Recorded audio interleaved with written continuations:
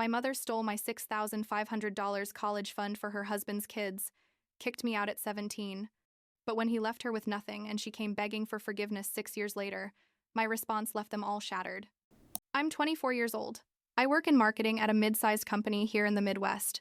And I need to tell this story because it's basically been eating me alive for years.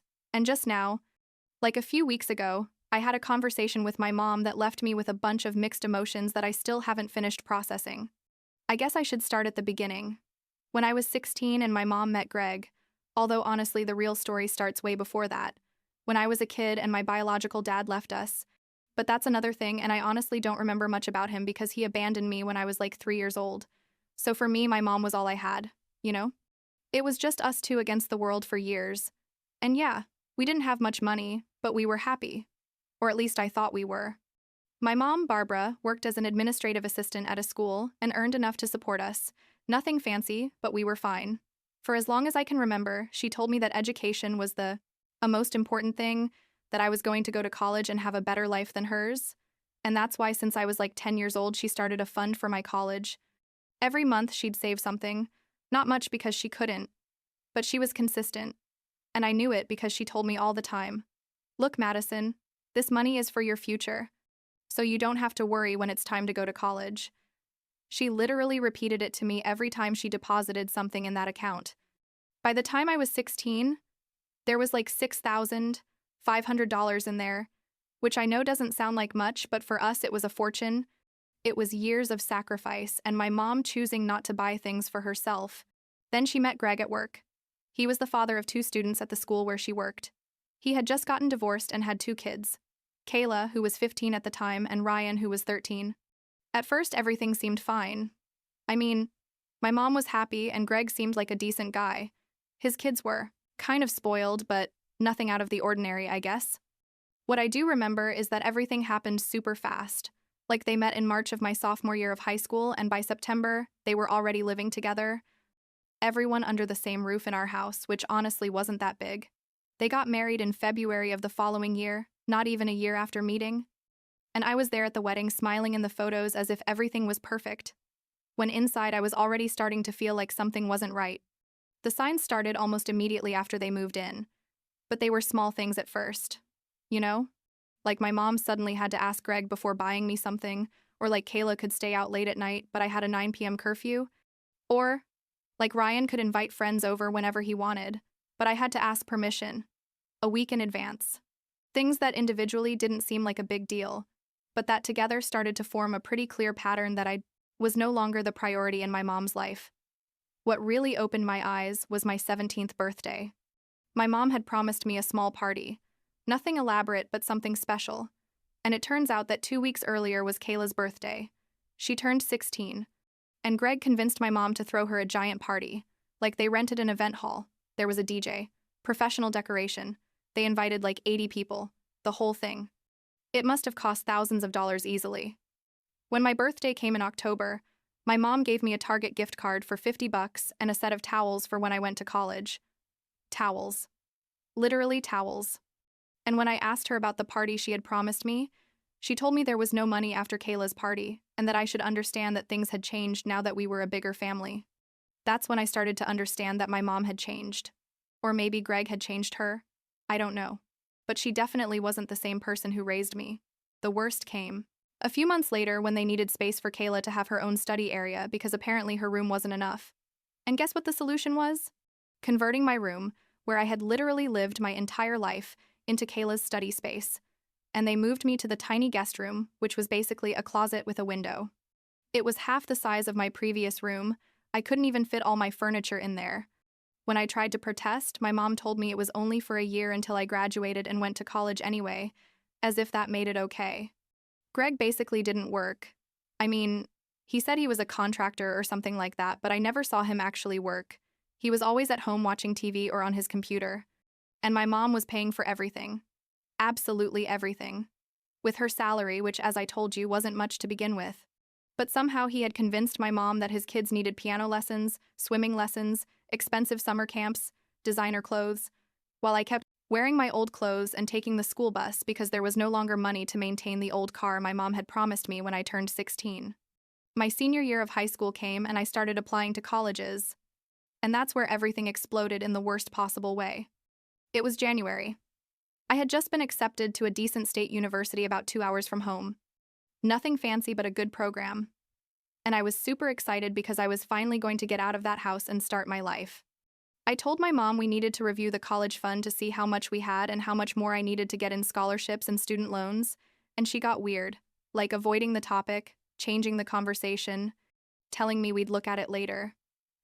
One day, I got home early.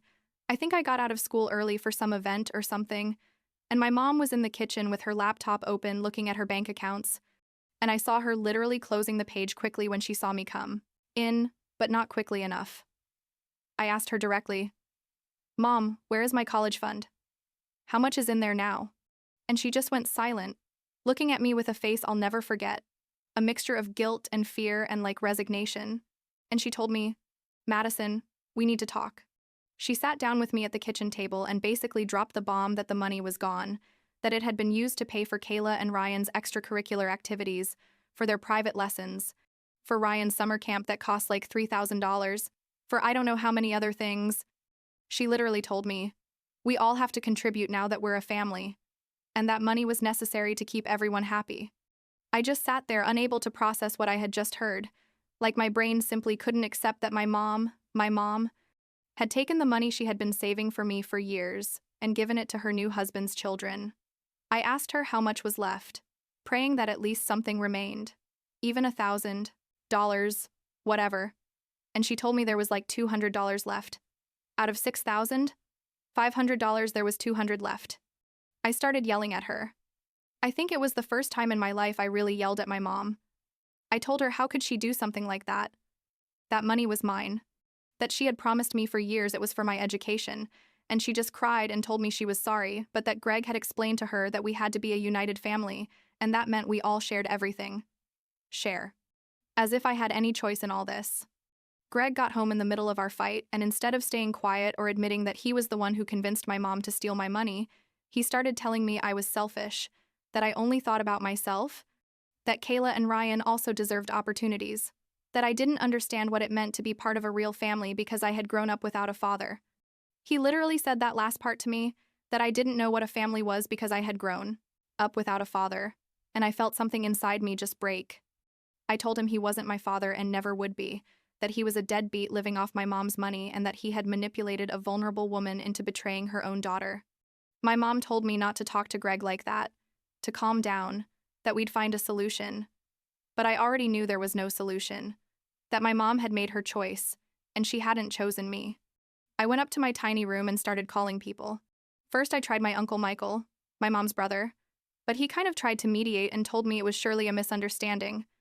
To talk to my mom when everyone was calmer basically didn't help me at all. Then I called my cousin Amanda, who's like 10 years older than me and had always been kind of like a big sister to me, and she got furious when I told her what had happened. Amanda drove to my house that same night. Like she literally arrived like 2 hours after my call and had a serious conversation with my mom, where she basically told her that what she had done was unforgivable and that if she didn't fix things immediately, she was going to call a lawyer, because technically that money was in my name, even though my mom had access to the account. I don't know if we could actually do anything legally, but the threat worked enough to make my mom nervous. But Greg intervened and told Amanda to mind her own business, that this was a private family matter, and Amanda literally told him he wasn't family, that he was a parasite who had ruined the relationship between a mother and her daughter. That night, I left the house with Amanda. I packed all the clothes I could into 2 large suitcases and a backpack, grabbed my important documents like my birth certificate and my social security card that I kept in my room, and left. My mom was crying and asking me to stay, that we'd work it out. But I didn't believe her anymore. I told her she had betrayed me in the worst possible way, and that I know if I could ever forgive her. Greg just stood there, with his arms crossed as if I was the one being dramatic and irrational. Amanda lived in a 1-bedroom apartment about 40 minutes away. She worked as a nurse and earned well, and she told me I could stay with her as long as I needed. The first few days were weird, like I was still in shock. Going to school but not talking to anyone about what had happened. Coming back to Amanda's apartment and basically just existing in some kind of fog. Amanda gave me space but also made sure I ate and slept and went to school. She basically became more of a mom to me than my own mom at that point. I finished high school living with Amanda, and I had to accept that college would have to wait because I simply didn't have the money. I applied for every scholarship I could find, but only got a small one for $1,000, which helped but definitely wasn't enough. I decided I would take a gap year, work and save money, and then see what I could do. My mom tried to contact me a few times, sent me text messages saying she missed me, that she wanted to fix things, but I didn't respond. Thanks for robbing me and ruining my life plans. I got a job at a retail store working full-time, earning like $11 an hour, which wasn't much, but it was something. I also got a second part-time job at a restaurant on weekends, doing hostess work. Basically, I worked 6 days a week, sometimes 7, saving every penny I could. Amanda didn't charge me rent, but I insisted on giving her at least something for food and utilities, so I gave her $200 a month. The rest I saved religiously in an account that only I could access. Obviously.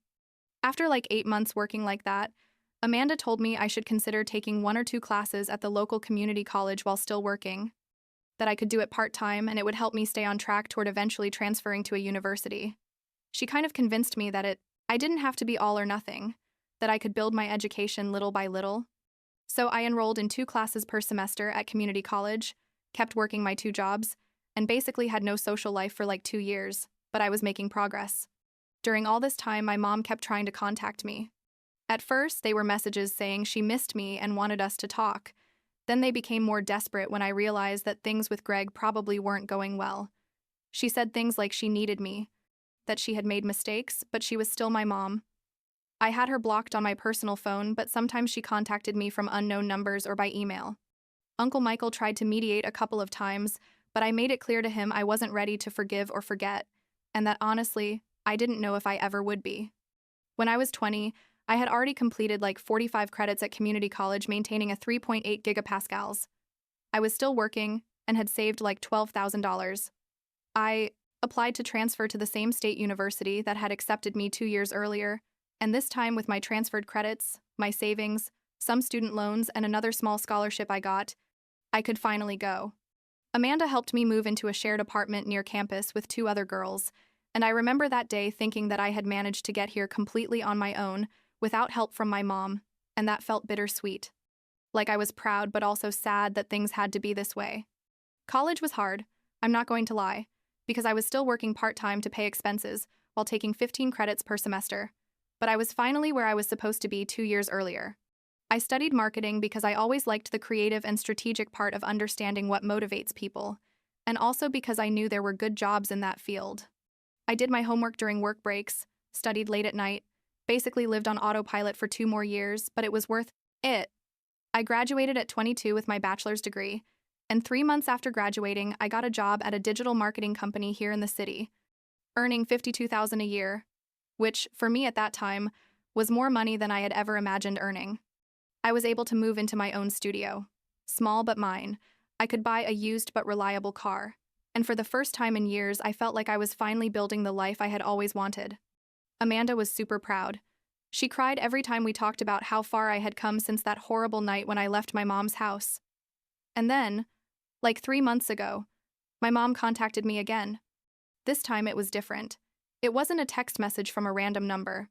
She sent me a long email, like several paragraphs, saying she needed to talk to me urgently about something important, that it wasn't about asking for forgiveness this time, although she still felt very sorry, but that she needed my help with something. I almost deleted it without reading, but something made me read the whole thing, and it turns out that Kayla, my dear stepsister who had received all my money for her activities, was now 21 years old and apparently needed help paying for her apartment in the city where she was at university, and my mom was asking me if I could contribute. I'm not joking. She was literally asking me for money to help Kayla. She told me in the email that Kayla was having financial difficulties, that she was in her last year of college, but the apartment she had chosen was very expensive and they needed help paying the rent, which was like $1,500 a month, and that since I now had a good job, maybe I could help with $1,000 or $1,500 monthly, because after all, we were family, that word after everything that had happened? I responded, and I wasn't nice. I told her she had spent my college fund on Kayla and her whims, that I had to work 2 jobs and struggle for years to pay for my own education without help from anyone, and that if Kayla I couldn't afford her fancy apartment, then maybe she should get a job or move to a cheaper place like I had to do. I told her I wasn't going to give her a penny to maintain the lifestyle she had accustomed Greg's children to, and not to contact me asking for money ever again. Then I blocked her on email too. I thought that would be the end of it, but no. 2 weeks later, Greg called me from his cell phone, which I didn't even know he had my number, but I guess my mom gave it to him. He started yelling at me on the phone saying I was a terrible daughter, that my mom had done everything for me, and now that she needed help, I was turning my back on her, that Kayla was my sister and family helps each other. I let him talk for like 2 minutes just listening to his rant, and when he finished, I told him very calmly that if he wanted someone to pay for his daughter's apartment, then maybe he should get a real job for the first time in his life instead of living as a parasite off my mom's money. I told him that he had destroyed the relationship between my mom and me, that he had manipulated a vulnerable woman into betraying her own daughter, and that I had built my life completely without them, and was more successful at 24 than he would ever be. That they didn't owe me anything, but above all, that I didn't owe them anything, and that if he contacted me again, I would call the police for harassment. I hung up and blocked him too. And honestly, I felt powerful, like I had finally been able to tell him everything I had wanted to tell him for years.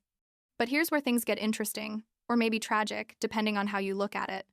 It turns out Greg gave my mom an ultimatum that either she found a way to pay for Kayla's apartment, or he was going to leave. I know this because Uncle Michael called me like a month and a half ago to tell me what was happening, that my mom was desperate and had started taking money out of her retirement savings to cover Kayla's rent, trying to keep Greg happy. My uncle was worried because my mom is 52 now and doesn't have much saved to begin with, and taking that money out early meant penalties and basically ruining her financial future. I told my uncle that I had tried to help my mom for years, that she chose Greg over me again and again, and that if she was now paying the consequences of her decisions, it wasn't my problem.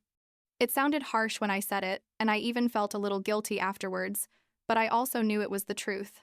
My mom had multiple opportunities to recognize her mistake, to set boundaries with Greg, to protect her relationship with me, and she never did. Why should I rescue her now? My uncle understood. I think, although I could hear in his voice that it hurt him to see his sister in that situation. He told me he'd keep me informed, but that he respected my decision to stay away. About 3 more weeks passed, and then I got another message from my mom, this time from my uncle's phone, because I had her blocked. Everywhere. The message said she needed to talk to me urgently, that something had happened with Greg and please give her a chance to explain. I didn't want to, but Amanda convinced me to at least hear what she had to say, that I didn't have to forgive or reconcile, but that sometimes closure comes from hearing the whole story. We agreed to meet at a neutral coffee shop, not at her house or mine, just a public place where we could talk without things getting too emotional. I arrived first and saw her come in 10 minutes later, and honestly, I was shocked by how she looked. She had aged a lot in the 6 years since I left her house. She looked tired and defeated, with more gray hair than I remembered, and like she had lost weight but not in a healthy way. She sat across from me and started crying before saying anything, and part of me wanted to comfort her, but the other part stayed firm because I remembered everything that had happened. She told me Greg had left her, that after my mom took money out of her retirement to pay for Kayla's apartment for 3 months, Greg decided it wasn't worth staying because my mom could no longer maintain the lifestyle his children deserved. Those were his literal words according to my mom. He left, and not only that, since they were still married and hadn't made a prenuptial agreement, he took half of what was left of my mom's savings and also kept the car, the 2018 Honda Civic that my mom had bought like 3 years ago. He left her basically with nothing, with credit card debts they had used to support Kayla and Ryan, without retirement savings, and living in a house she could barely afford. My mom told me, crying, that I was right about Greg, that he had manipulated her all these years, that she had been blind and stupid, and had sacrificed the relationship with her only daughter for a man who never really loved her but only used her. She apologized for everything, for stealing my college fund, for choosing Greg and his kids over me, for not defending me, for not seeing or supporting me during the most important years of my life. She said she understood if I could never forgive her, but that she needed me to know she deeply regretted everything, and that if she could turn back time, she would do everything differently. And there I was, sitting across from my mom, who was finally admitting everything I had needed to hear for years, and I didn't know how to feel. Part of me felt satisfaction, like, I told you so. But another bigger part just felt sadness for everything we had lost. For all those years we could never get back. I asked her what she expected from this conversation. If she expected me to forgive her immediately, or give her money to get out of her problems. And she told me she expected nothing, that she just wanted me to know the truth and that she was sorry for being such a bad mother. I told her I needed time to process all this, that I couldn't just forget 6 years of pain and betrayal because she had finally seen the light, but that I appreciated her honesty. I also made it clear that I wasn't going to rescue her financially, that she had made her decisions and had to live with the consequences, just as I had to live with the consequences of her decisions when she stole my college fund. She nodded and said she understood, that she wasn't asking me for money but just a chance to eventually rebuild some kind of relationship. We said goodbye in the parking lot and I went to my car and cried for like 20 minutes before I could drive home. I don't know exactly why I was crying.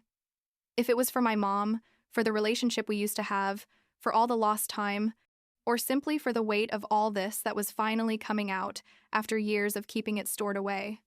I called Amanda and told her everything, and she told me she was proud of me for setting clear boundaries but also for being open to listening, that it showed maturity and strength.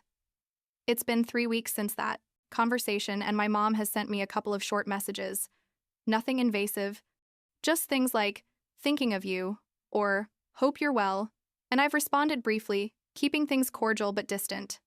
I don't know if I'll ever be able to forgive her completely, or if our relationship can be anything like what it was before Greg. Honestly, I doubt it. But I guess I'm open to the possibility that eventually we can have some kind of relationship, although it will never be the same. Kayla apparently had to move back in with Greg in his new small apartment he got after leaving my mom, and according to Uncle Michael, she's not happy with the situation. Ryan is still in college, and apparently Greg is telling him he has to get student loans because he can no longer support him like before. There's a petty part of me that feels satisfaction knowing that Greg's kids are finally experiencing what I experienced, having to struggle and work instead of having everything handed to them. But I try not to dwell on those feelings because it's not productive. As for me, I'm fine. No, I'm better than fine. I'm proud of where I am and how I got here. 2 months ago, they gave me a raise at work. I now earn $58,000 a year, and I'm saving to eventually buy my own condo instead of renting. I have a decent social life, some friends from work and college. I go out on weekends. I've been on a couple of dates, although nothing serious yet. Amanda and I are still close. I see her almost every Sunday for brunch, and she's basically my favorite person in the world. Sometimes I wonder what my life would have been like if my mom had never met Greg, if I had gone to college at 18 as planned, if our relationship had never been broken. But then I realized that everything I went through made me who I am today, taught me to be independent and strong and not to depend on anyone. And although it was horrible at the time, now I can see that I survived and even thrived, despite everything. Not thanks to my mom, but in spite of her decisions. I don't know what will happen with my relationship with my mom in the future, if in a year we'll be having coffee regularly, or if we'll continue to have this cordial but definite distance. What I do know is that I'm not going to sacrifice my peace of mind and my well-being to please someone else, not even my mom. I learned that lesson the hardest way possible, and I don't plan to forget it. For now, I'm focused on my career, on building my future, on maintaining the relationships that matter to me like the one I have with Amanda, and on living the life my mom once promised me I would have, the one I ended up creating for myself when she failed me. I guess all I can say is that the money my mom stole wasn't just money. It was trust and respect and years of our relationship that we can never get back.